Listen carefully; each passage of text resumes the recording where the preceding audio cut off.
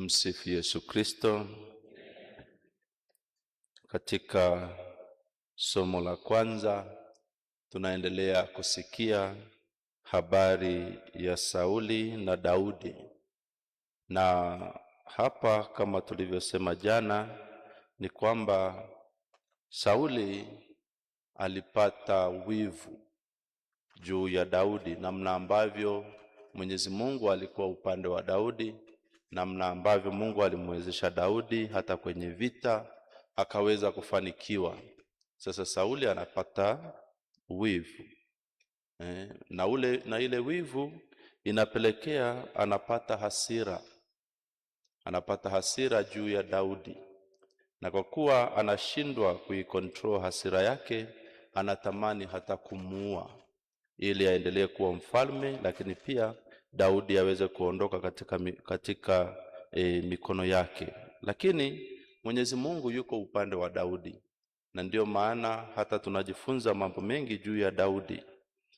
Katika kupita kwao, Daudi anamkuta Sauli amelala, na wale wanajeshi wa Daudi wanamwambia, Mwenyezi Mungu amemleta huyu mikononi mwako, sasa umwangamize, umuue.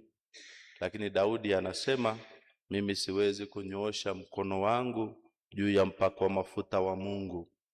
Lakini baadaye tutaona namna ambavyo Mwenyezi Mungu anaendelea kumlinda Daudi, na mpaka mwisho Daudi anakuwa mfalme. Ndugu zangu, katika somo la leo tunachoendelea kujifunza ni kama tu tulivyosema jana, kwamba unapokuwa na wivu juu ya mwenzako, usipo control huo wivu wako, unaweza kwa kupelekea kuwa na hasira, na hata baadaye hasira hiyo ikaleta maangamizi. Lakini lingine tunajifunza kwamba si kazi yetu kuwahukumu, kuwajaji vibaya wapakwa mafuta wa Mungu.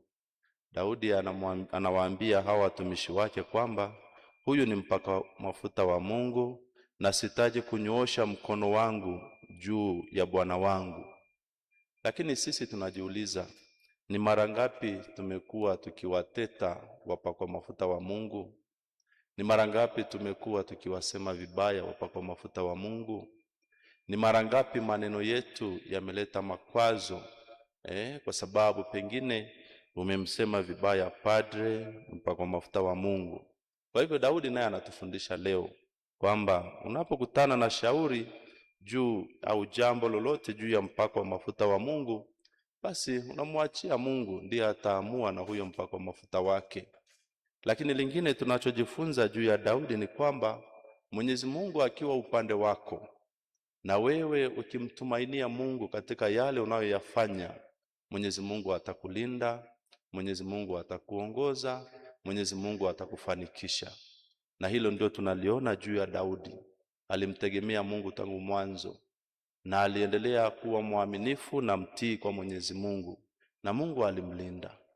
Sisi vile vile tunapitia pengine maisha ya changamoto, maisha ya vita namna hii, lakini tujue kwamba kama unamtegemea Mwenyezi Mungu, kama maisha yako umemkabidhi Mungu, na ukiwa mwaminifu mbele ya Mungu, Mwenyezi Mungu vile vile atakuwa mwaminifu kwako, atakulinda, atakuongoza, na hakuna kitu chochote ambacho kitaangamiza maisha yako. Tumsifu Yesu Kristo.